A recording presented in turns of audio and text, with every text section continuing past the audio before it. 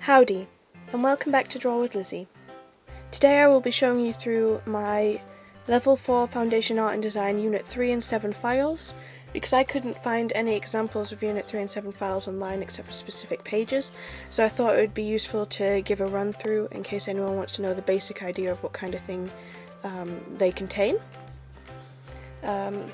This first file here has a lot of different sections in it. I personally separated it into preparation for foundation, exploratory, then progression, then information, then pathway, then confirmatory.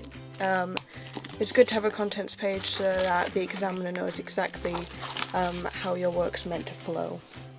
Keep every single little piece of paper that your course teachers give you, because they're all incredibly useful. So this was from the summer school that we did, like the walk that we went on, all the information about that, the galleries we visited, the protest art work that we helped out with, and different quick experiments that we did in random days. Because our summer school at Durham 6th Form was, it was 5 days long. So it was just the one school week. So we had very specific criteria and we weren't expected to produce a mountain of work, but to get to grips with it. Make sure to keep different key terms that you use in different sections, like this is for lens base, that's for ceramic, that's for drawing. It's like a glossary of words that are useful to you. And obviously all of your briefs annotated and analysed to show you understand. Any research information that you were working on for each project. It doesn't have to be the same kind of thing that's in your sketchbook, but it has to be, you know, evidence that you were looking through different things and working out where you're going and different things that will help you.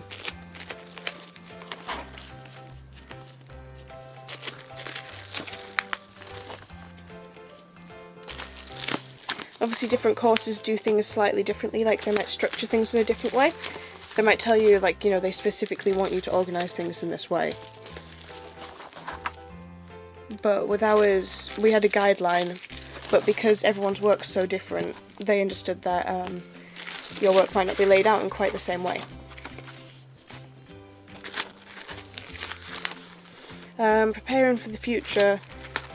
I think it's more difficult if you don't go to university to do this section, because it's very difficult to find what to talk about. I put down my volunteering work, gallery reviews, gallery contacts, information about the employability of the arts, different funding, because if you're under 25 there's a lot of different funding opportunities for you starting your own business. Creative CVs, these are other people's creative CVs, and from that I built my own.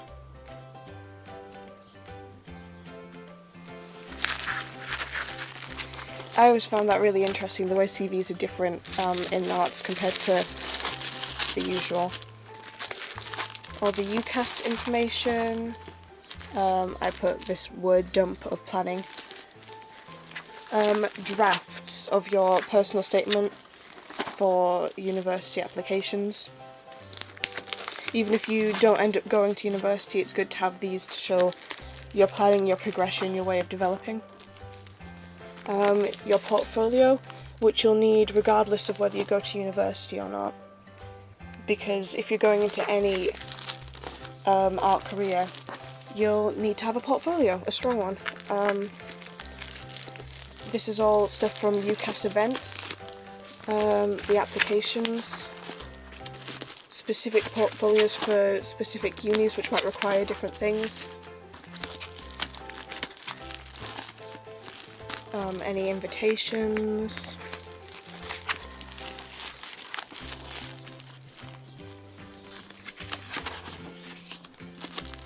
and then you'll move on to gallery visits and artist research based stuff.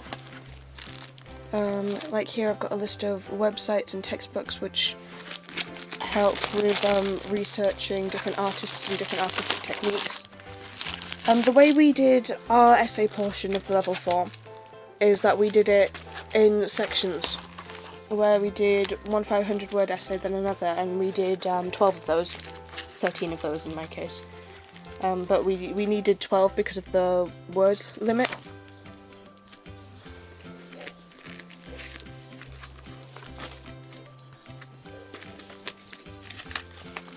But some will tell you to do one really long essay in like a dissertation, EPQ kind of style. It's important to reference everything. I've used Harvard referencing in my sketchbooks later on, but I didn't use it for this section. I probably should have, so I would recommend that. Again with the briefs. This was a lecture I visited that was being held in Palace Green in Durham. So I took notes from that, which, you know, shows different kinds of research, because always taking things from websites, it can be very difficult for the examiner to see all the effort that you're going through. Self-negotiated briefs, minutes from the first exhibition that we did, and then an analysis of the positives and negatives in the action plan. We did this together, this was the group one. You might have noticed I've evaluated every section I'm done with. That's just my way of working so that I know what to progress with next.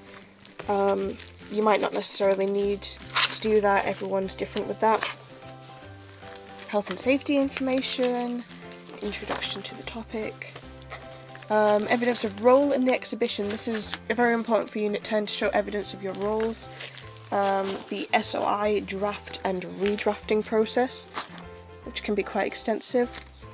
I did a range of personal success criteria. This isn't something that's, you know, said specifically to do, but it was in the distinction criteria, so I added it in, and it's just helpful for trying to work out what I'm going to be doing next. I also created these planning sheets. So it was a full planning sheet for the full 12-week program.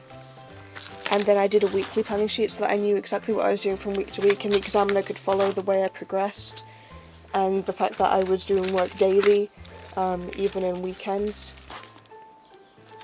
Because it really shows the amount of effort, the amount of planning, the amount of structure.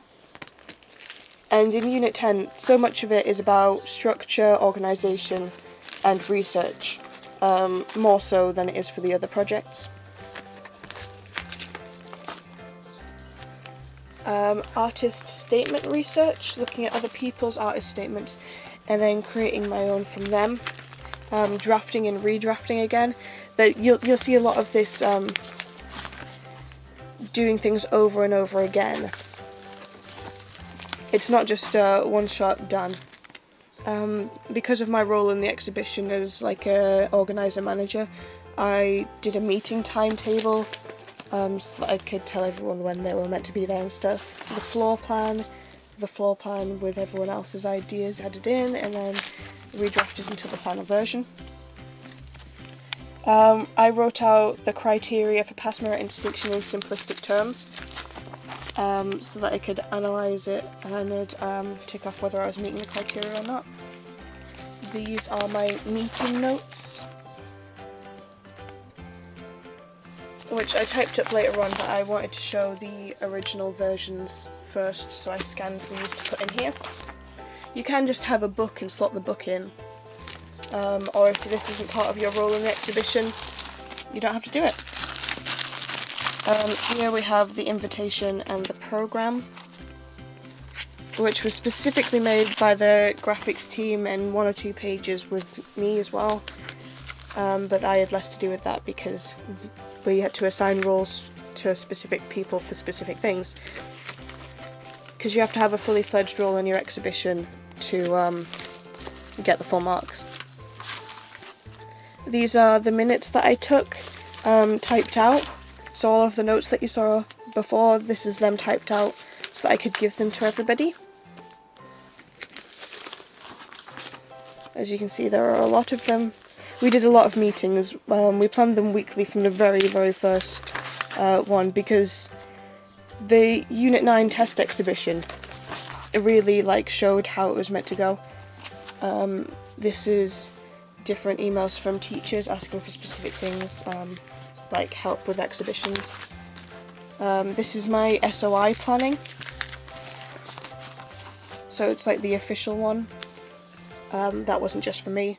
With the bibliography done with Harvard referencing. Teachers' notes for help, for little things to add in, like labelling, presentation, and explaining more. And then I did a final bibliography for this file specifically. You didn't have to do that, most people didn't do that, but I added it in.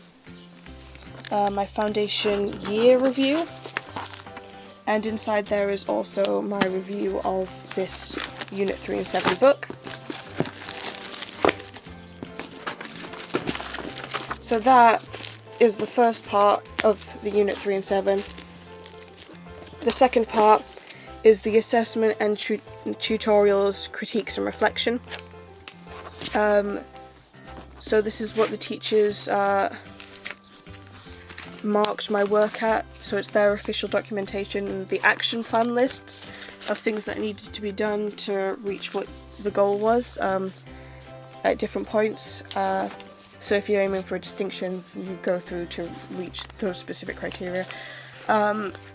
You'll do a lot of critiques, at least I hope you would. If you are not doing them with your teachers, it is best to do critiques with other students as well.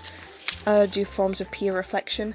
Make sure that these are fully written out. The beginning ones for me aren't written out as in-depth as they should be. They really should be very, very detailed. I did one every week for exploratory, which is what these ones are here, until there was the final accepted completed sheet. In Pathway, they were more filled out, but I didn't do them as often as I should have for peer reflection and critique.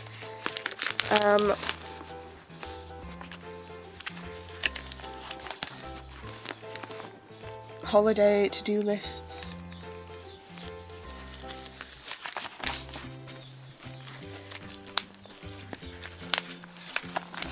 This shows the examiner that you're, able to fully plan and coherently work and understand, what you need and what you don't, so that you can work efficiently. Now, when it came to Unit 9 and 10, I was reflecting very frequently, which is what you need to do. And this has peer assessments in here with other people reviewing work, not just teachers, not just myself. But I would recommend you do self-reflection at least once a week during the Unit 10 phase.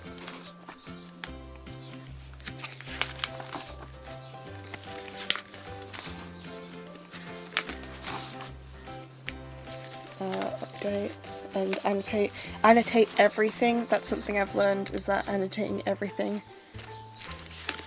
is ideal. The initial criteria, which I later simplified, that's in a full booklet, which I'd have to take out to show you. And that is it. These two files make up my Unit 3 and 7, which I received a distinction in the foundation course. So just make sure you write everything, you keep everything, and you analyze everything. I hope that helps you. Bye!